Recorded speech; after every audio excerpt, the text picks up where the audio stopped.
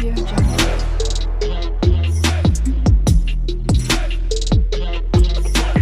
Audio Jungle.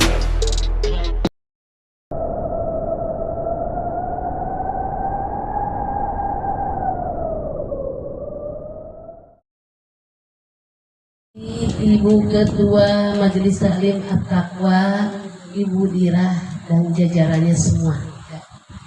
Yang saya hormati juga para tokoh agama, para guru ngaji yang saya tidak sebut satu persatu namanya, namun insya Allah tidak mengurangi rasa hormat saya. Ini ada anak dari jauh, jadi kalau mau di WA dari jemput,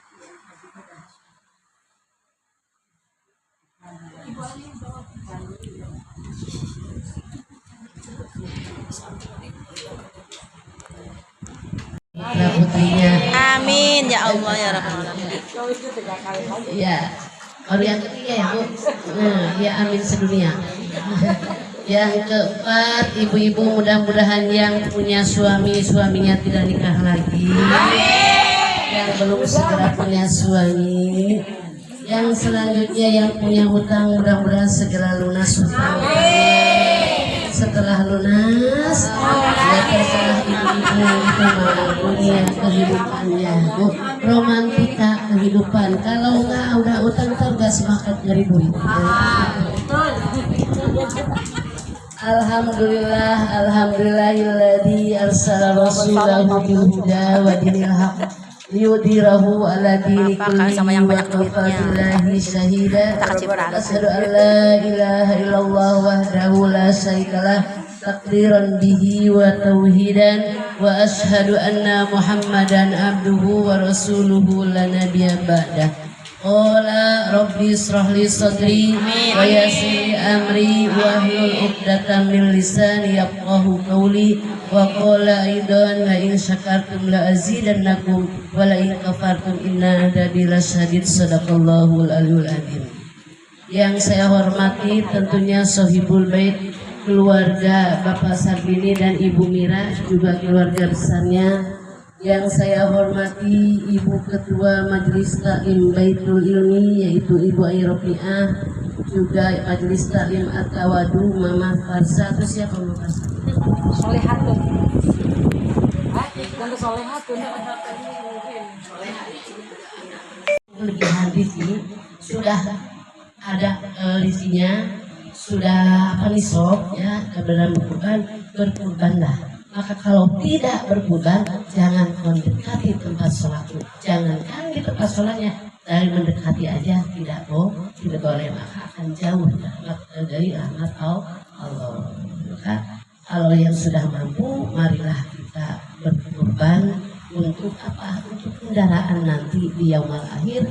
Kalau kita melintasi jurang Shiratal Mustaqim yang di sebelah kanan adalah surga, di sebelah kiri adalah neraka, yang sekecil rambut di belah tujuh dan yang tajamnya lebih dari kulit bambu, itu kita biar ada yang menjemput hewan kurban menunggu kita kalau kita berkurban di dunia. Mudah-mudahan semua bisa berkurban. Kalau korban sih sudah setiap saat ya Bu, korban perasaan.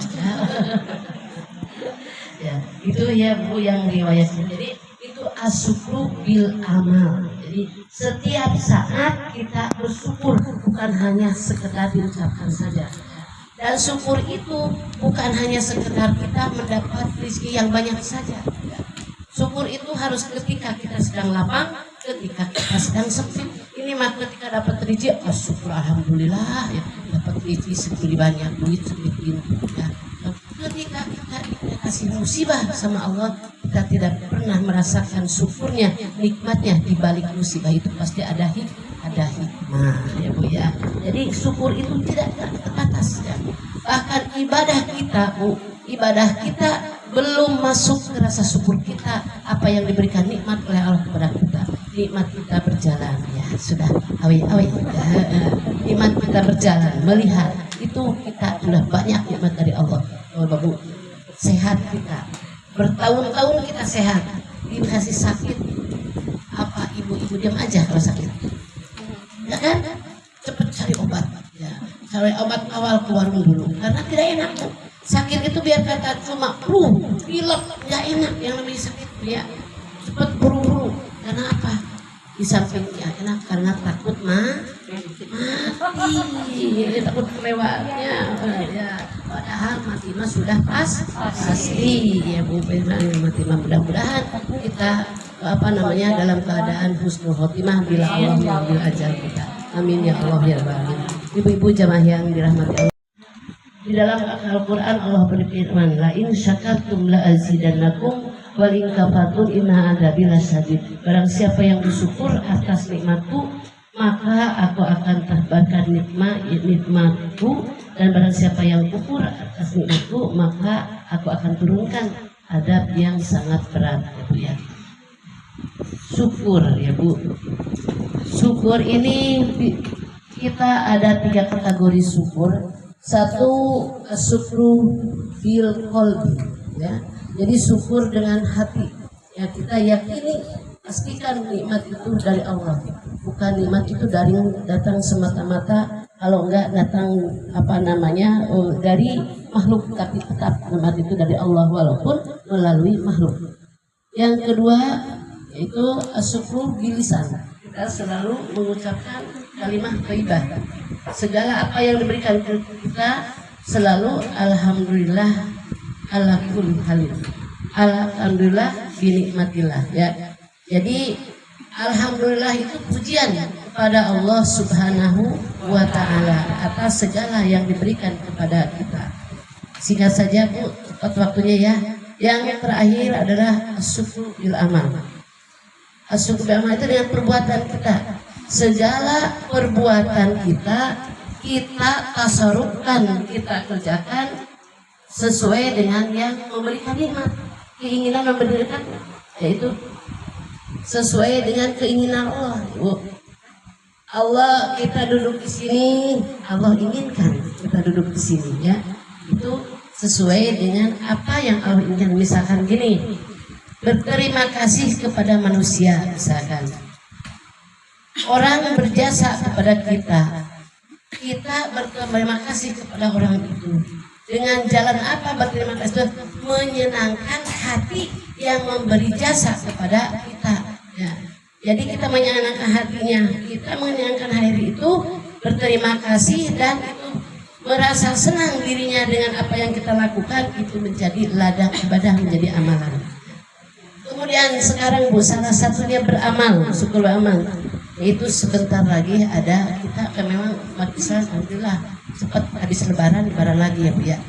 Sebentar lagi kita lebaran daging, kata anak-anak lebaran daging ya. Lebaran Idul Adha, Idul Kurban ya Bu ya. Itu juga salah satu syukur dengan amalan kita, perbuatan kita ya. Seperti Allah perintahkan di dalam Al-Qur'an, a'udzubillahi minasyaitonirrajim. Bismillahirrahmanirrahim. Ibu-ibu tentu hafal semua karena ayat ini yang sering dipakai di dalam sholat. Kenapa? Simpel, singkat, pendek. Ya. Inna a'tainakal kautsar fasholli li rabbika wanhar inna syani'aka huwal abtar. Ayat populer. Artinya apa Bu? Aku telah berikan kepada Muhammad nikmat yang amat besar. Maka dari itu dirikanlah sholat, berkurbanlah, dan barang siapa yang benci kepadamu, ya, maka tidak akan mendapat rahmatku. Ya bukan kepada Nabi Muhammad saja, ya kepada umatnya yang ada di jalan Allah. Siapa yang benci, ya ibu jangan benci kepada guru-guru ngaji, kepada apa yang memberikan pelajaran agama. Kenapa? Tidak akan ada rahmat. Akan rahmat itu jauh dari rahmat Allah, akan jauh dari rahmat. Ya. Berkorban ya Bu, berkorban. Ya. Dahulu ya ada 3 perintah kepada Nabi Ibrahim alaihissalam. Satu perintah khitan, ya udah tahu ibu-ibu juga, khitan mah potong sesuatu ya. Yang kedua adalah perintah pergi haji, kemudian kurban. Yang ketiga perintah haji. Yang kita bahas perintah kurban, Ibu ya, yang akan saya bahas.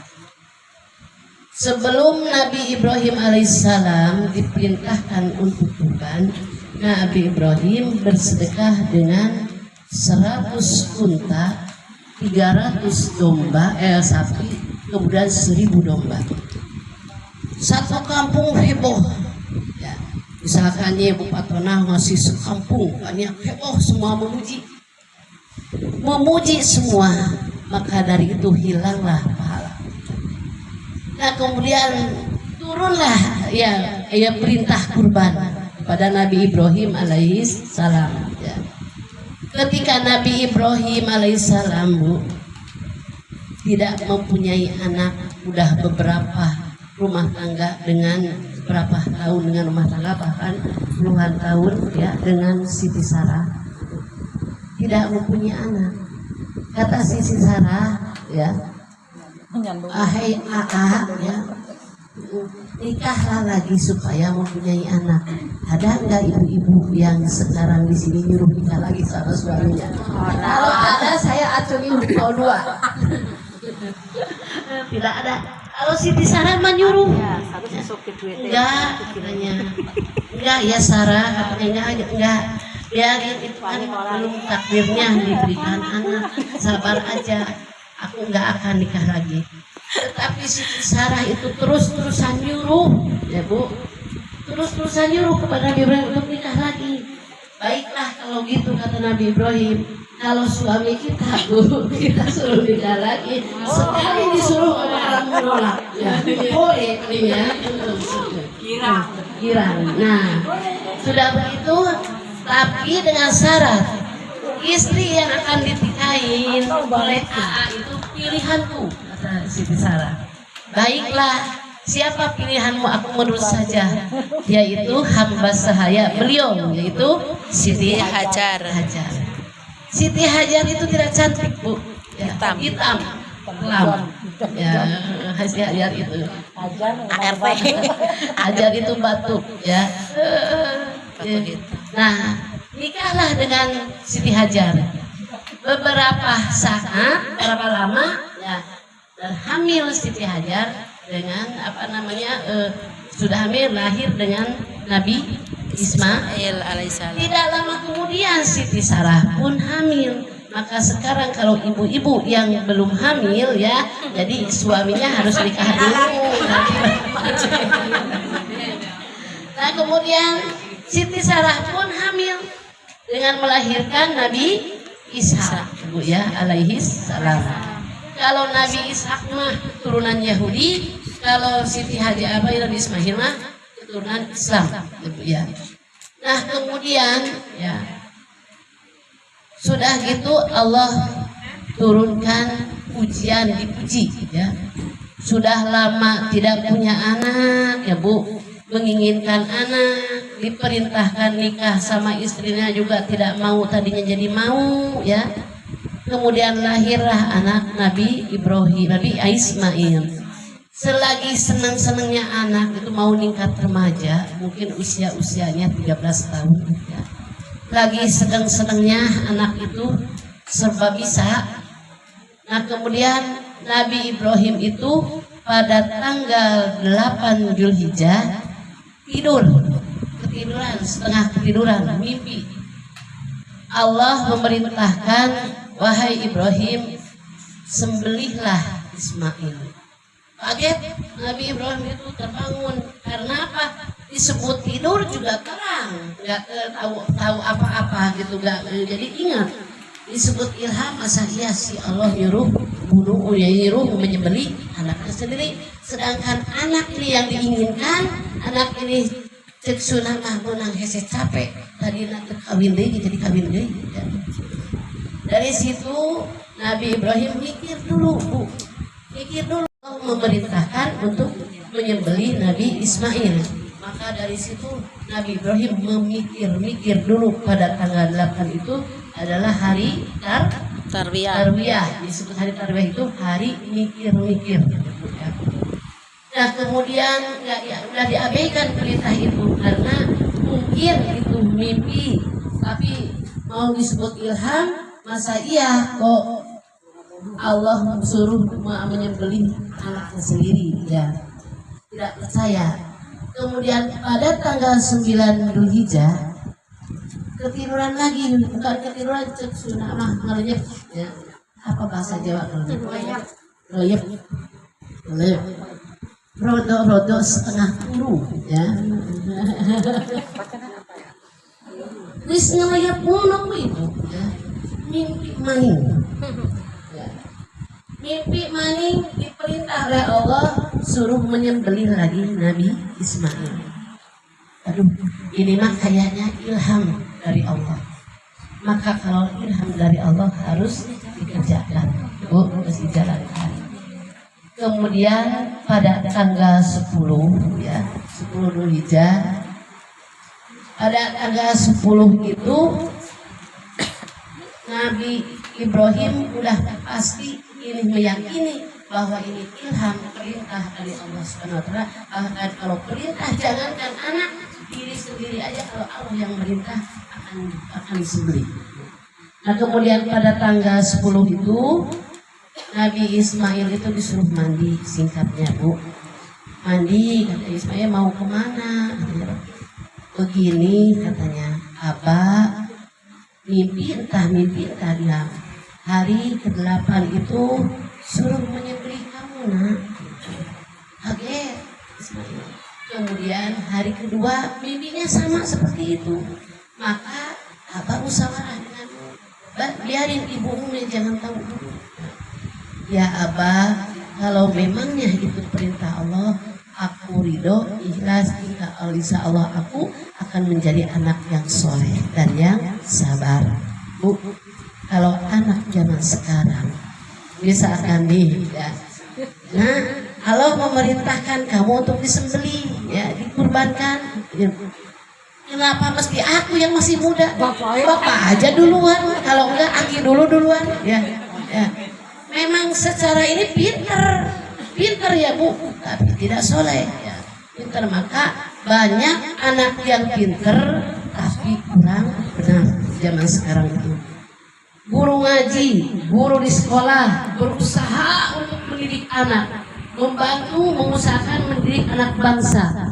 Biar apa? Berperilaku berakhlak yang bagus, berbudi pekerti yang luhur, tapi di sebagian lain membuka usaha dengan merusak anak bangsa. Ya nggak Bu? Apa? PS ya. Tidak ada waktu, tidak ada batas waktu. Pemerintahan setempat mengizinkan sampai jam 2, jam 3, bahkan sampai pagi. Orang tua sudah lepas karena nggak tahu anaknya di mana. Bahkan ada seorang guru yang menanyakan sama saya kehilangan anak murid, katanya banyak, tidak ada waktu sekolah, katanya adanya di Cikampek Baru. Kata saya, aku lihat tempat beres. Kalau mau tahu, coba diperiksa. Sama guru-guru di sekolah, guru-guru di pengajian berusaha untuk mendidik akhlak bangsa, anak-anak bangsa, sementara yang menghancurkan anak bangsa juga banyak. Sementara anaknya sendiri nggak mau menjadi anak yang rusak, ya nggak Bu? Sekalinya maling pun kalau punya anak cita-citanya pasti pengen punya anak yang soleh, nggak mau punya anak yang buta, seperti itu. Nah kemudian dari situ ya kalau memangnya ya Abah, kalau memang itu perintah Allah, silahkan aku sembelih ya, silahkan aku sembelih ya. Kemudian insya Allah aku akan menjadi anak yang soleh dan sabar. Subhanallah, insya Allah ya Bu ya, anak yang soleh. Nah kemudian sudah mandi, kemudian Siti Hajar nanya, nah, itu Ismail mau kemana? Udah mandi, katanya suruh pakai baju yang bagus, mau diajak jalan-jalan. Kalau kata sekarang mah healing kali ya Bu ya. Oh iya silakan kalau mau diajak jalan. Kemudian setelah selesai berjalanlah Nabi Ismail dan Nabi Ibrahim alaihissalam untuk menuju tempat penyembelihan. Siti Hajar belum tahu. Nah kemudian sambil berjalan datanglah iblis, ya rajanya setan, ya Bu. Ismail alaihissalam. Nah Ismail katanya, kamu dibohongin sama bapakmu. Nah, kamu katanya mau disembelih. Emang aku udah tahu kata Nabi Ismail. Kan sebelumnya musyawarah. Maka kalau ada apa-apa kita itu harus musyawarah. Bukan musyawarah untuk mencapai mufakat, bukan musyawarah untuk mencapai, bukan musyawarah itu setelah terbentuk organisasi baru musyawarah. Itu bukan musyawarah ya. Sebelum terbentuknya organisasi baru kita musyawarah sampai berdirinya organisasi itu ya. Bukan berarti musyawarah sudah selesai tinggal laksanakan baru musyawarah, itu bukan musyawarah. Pengumuman itu namanya. Ini pengumuman ya. Nah, disitu datang kepada iblis, kata iblis datang iblis kepada Nabi Ismail alaihissalam. Aku sudah tahu kau tidak musyawarah sama bapak. Kenapa kau menghalangi? Memangnya kamu tidak ingin main sama teman-temanmu, teman sebayamu ya? Kamu itu kan lagi senang-senangnya. Yang namanya remaja, mau nikah remaja, itu serba indah. Ibu-ibu tentu mengalami remaja ya. Akan ada lagunya. Hei remaja.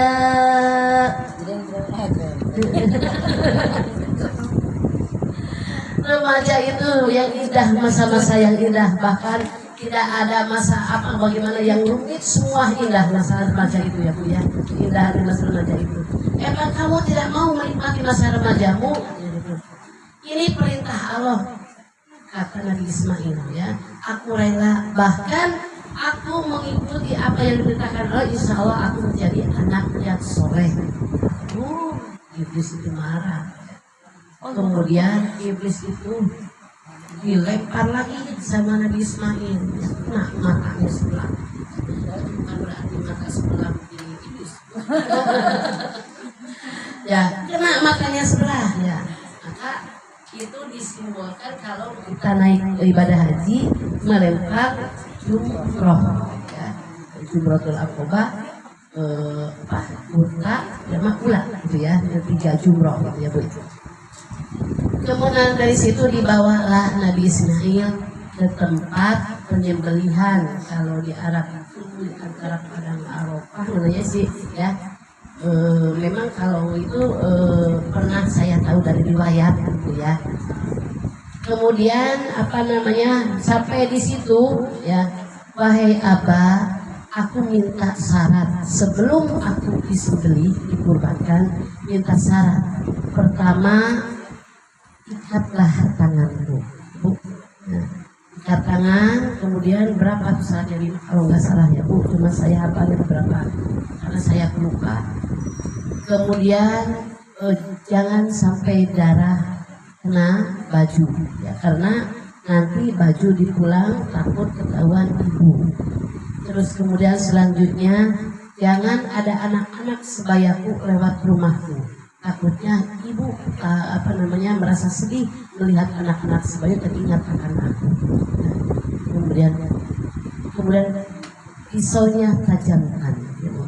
Jadi kalau penyembelih ya, tukang nyembelih kurban, pisau itu harus tajam ya, karena nggak boleh gerek berkali-kali. Jadi langsung sekali gerek langsung. Bukan apa? Karena itu madorot ya. Ya sapi juga Bu mungkin memikir juga ya, jangan sampai itu saudaraku begitu kan sebentar lagi aku giliran aku, kan nggak boleh melihat ini ya. Makanya nggak boleh sapi melihatnya, tapi yang lainnya. Nah begitu baiklah katanya anakku. Begitu apa syarat-syarat kita, persyaratan dari Nabi Ismail dilaksanakan. Kemudian pipinya